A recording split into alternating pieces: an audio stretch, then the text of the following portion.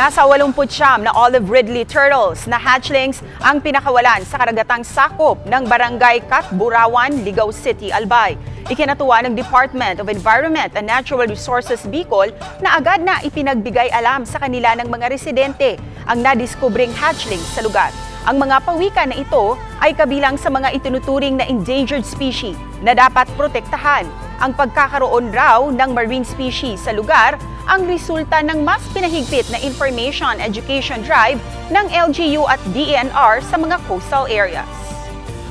Marami pong reported hatchling. Ibig sabihin, maganda po yung yung population nila.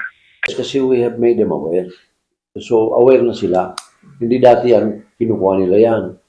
Pinaglalaro ng mga bata o kuminsan hinuhukay, tinatapon, hindi nila alam na these are valuable creatures.